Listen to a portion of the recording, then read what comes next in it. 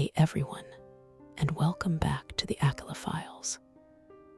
I'm Aqeela, and if you love a good scare, if you crave the shiver down your spine, then you've come to the right place. Tonight, we're diving deep into the darkness, where the familiar becomes terrifying, and the night holds its breath. Are you ready to face what lurks just beyond the light? It was late, the kind of late where the world feels asleep and you're the only one left awake. My dog, Buster, and I were out for our usual walk. The porch light was doing its best, but the shadows it cast were long and creepy, like bony fingers reaching out. For a few nights, I'd felt it, that awful feeling of being watched, like eyes were drilling into my back, even when no one was there. Then last night, a white BMW. It just kept circling, slowing down, then speeding up, its headlights blinding me and Buster. It finally parked down the road, just sitting there, a silent, creepy guard. My girlfriend, Sarah, she's usually pretty brave, but last night, her voice was shaking. We have to go together tonight, she insisted. So we went out, just the two of us and Buster.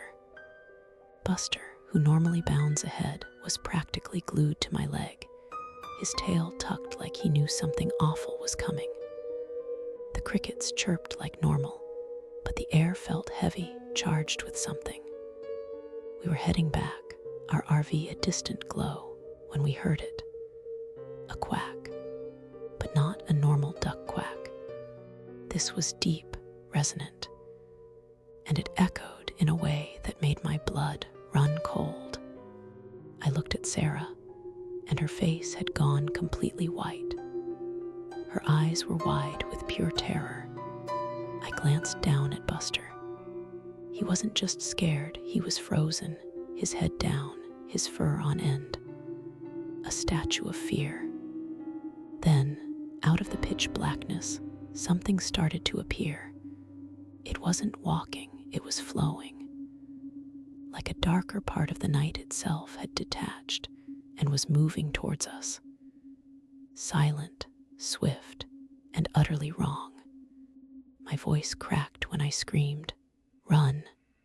I grabbed Sarah's arm, pulling her, yelling at Buster to move. We ran as fast as we could, our lungs burning, our footsteps pounding on the gravel. But it was silent behind us. No footsteps, no panting, just that awful, unnatural stillness. Then a blur. A black e-bike shot past us, moving impossibly fast. The rider was completely covered, a void in the night, no lights, nothing.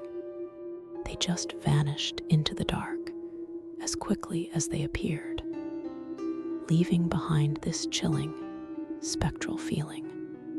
We practically dove into the RV, slamming the door, locking it tight. It felt so flimsy against whatever was out there. Sarah's hand was shaking in mine. Buster was still rigid, whining softly. We were trapped. The darkness outside felt alive, like a giant mouth waiting to swallow us.